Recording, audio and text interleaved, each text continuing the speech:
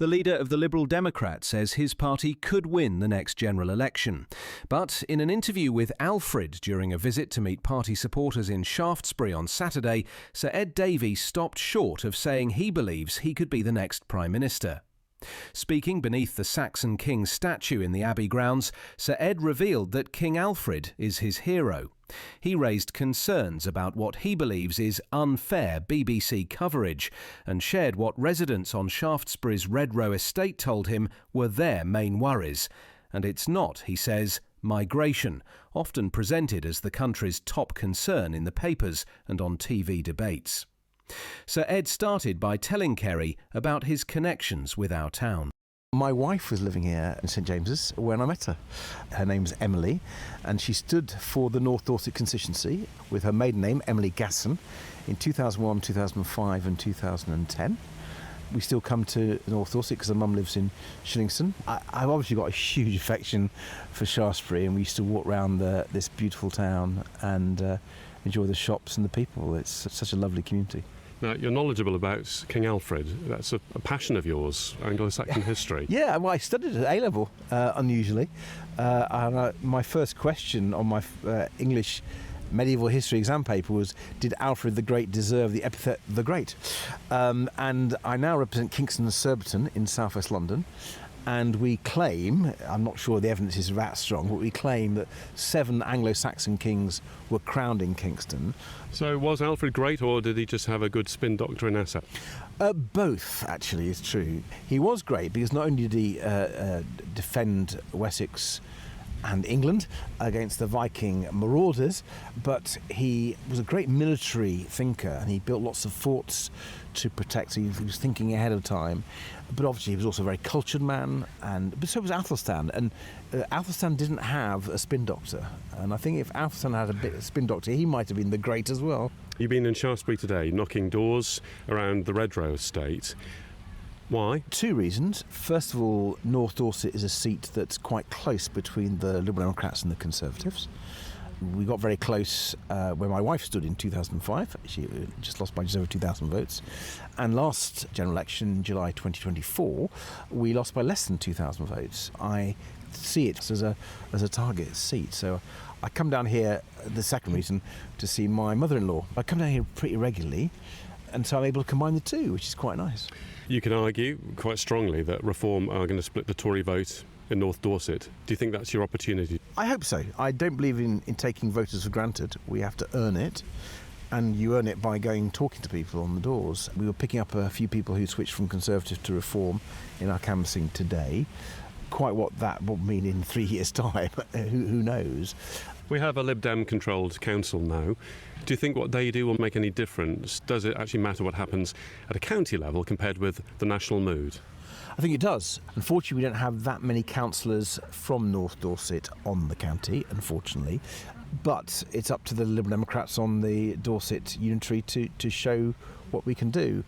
Not having as many Liberal Democrats here makes it a bit more difficult, but yeah, they've got to perform, and I would expect them to do it. It's quite difficult in local government at the moment, though, I have to say. Liberal Democrats are running quite a lot of authorities, and we picked them up from the Conservatives, and they were in quite bad shape financially, and they've been hollowed out in many areas.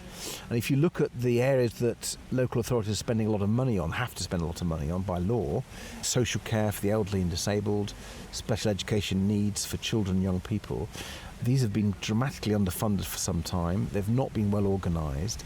And what we're saying nationally is we need to reform social care and special education needs. There's probably 2 subjects I spend most time thinking about, actually, because they're dramatically important for communities and for families. And if we can get those right, I think it'll be easier for councils to do all the other things they have to do. Looking at the national picture, last time you could argue that people were pushed away from the Tories. What have you got that gets hooks into people to draw people into the Lib Dems? I think we're actually winning a lot of former Conservative voters over.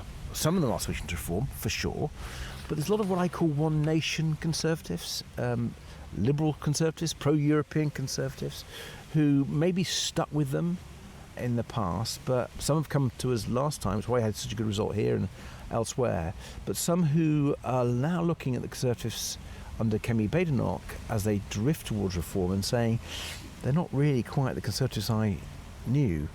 And one of our messages is we share a lot of values with traditional Conservatives. We believe in decency, tolerance, respect for the rule of law, our country. You may not have realised that, we always have done, but what you may not have realised is that we can win.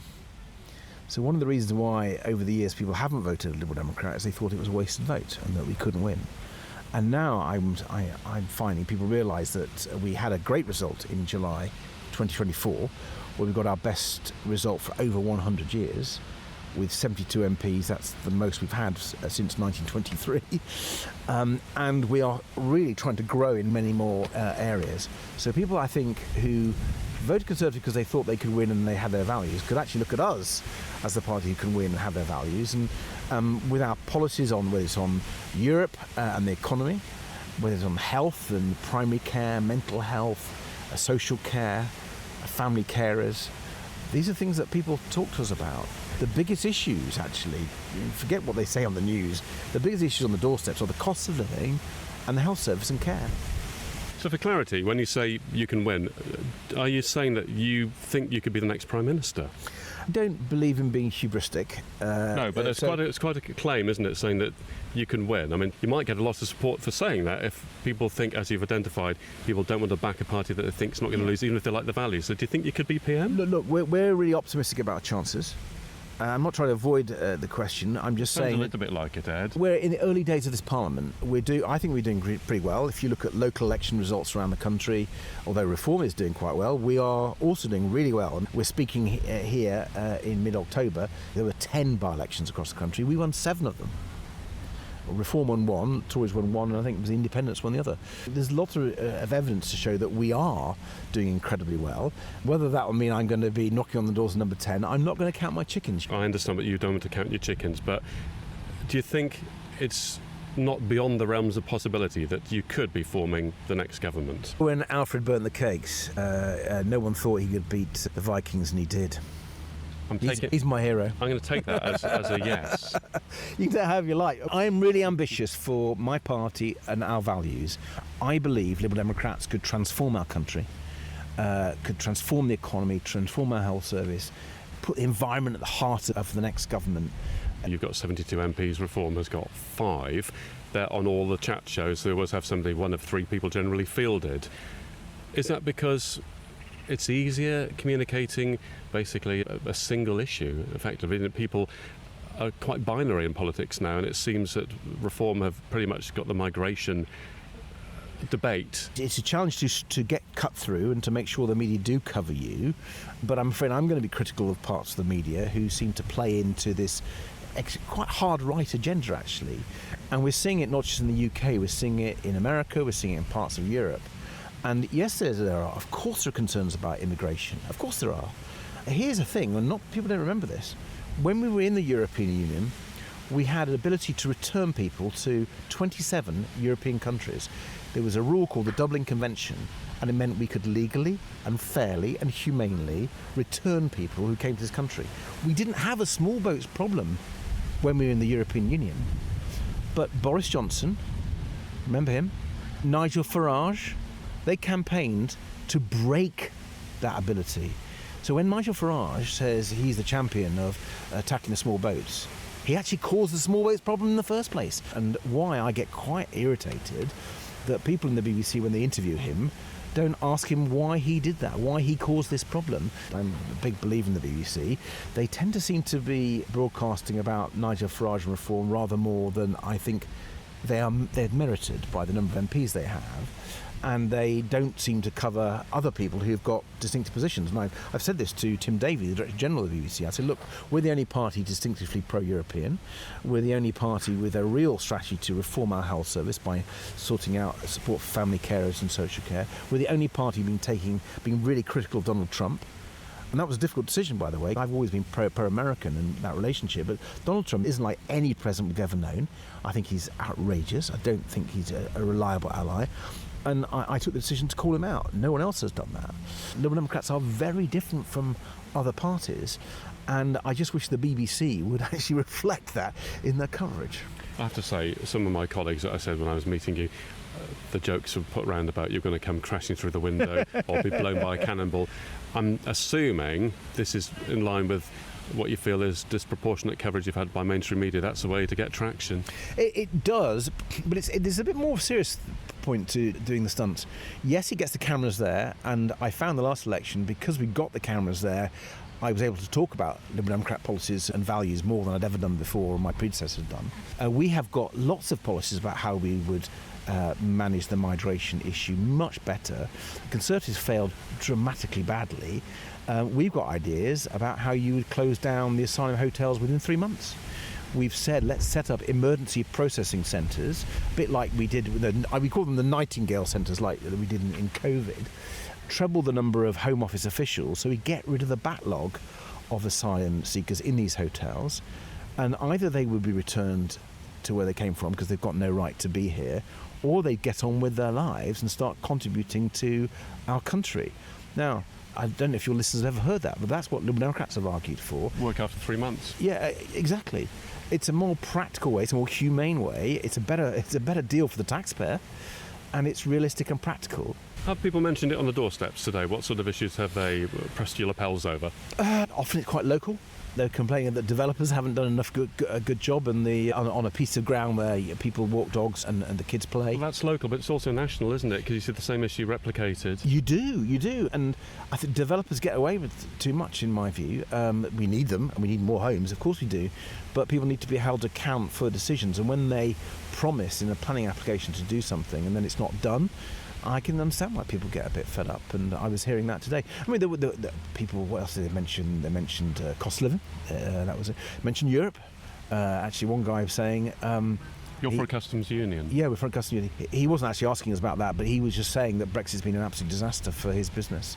It seems that the traction that the right-wing parties have, I'm not saying this is a good thing, it's defining an enemy.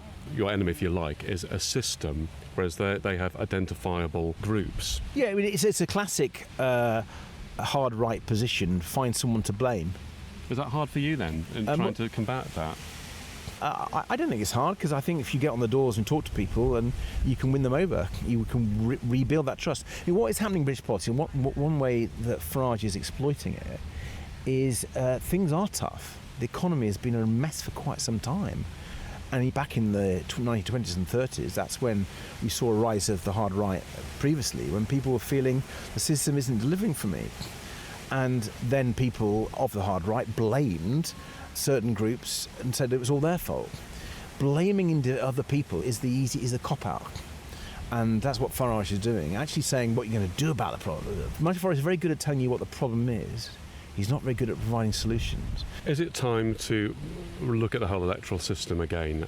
Because you can argue that single issue items will put somebody in one particular box until that's resolved now. People seem to be, as again, quite binary. Social media prompts all that. And you look at countries in Europe where they have parties that have a stance on a certain topic. So is that going to be the future rather than have the big parties? Well, you're right to say that we're in a multi-party system now. We're not, are we? We're in the two-party system. We're in an electoral system that's two parties. First past the post is really designed for a country that has two parties, and it really struggles when you've got 4 or 5 or even 6 parties.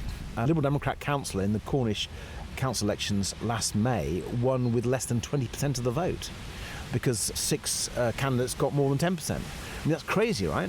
And that's why Liberal Democrats, you would be shocked to know, support electoral reform. We believe that certain forms of PR, proportional representation, reflect voters' concerns and issues much better than first past the post does. First past often gets you to vote for a party that you least like, as opposed to a party you most like. Arguably, you might get support down the line from the Conservatives if the projections follow through in terms of their numbers, and because that would give them more of a shout, wouldn't it? My party's been arguing for electoral reform for 100 years. Some pointed to our result of the last election and said the first past the post worked relatively well for you, because we only got 12.5% of the vote. We got 72 seats. I say, well, that may be the case, but I still want electoral reform, because that's in the national interest. Whether it's in our interest or not, you can argue. Leader of the Liberal Democrats, Sir Ed Davey.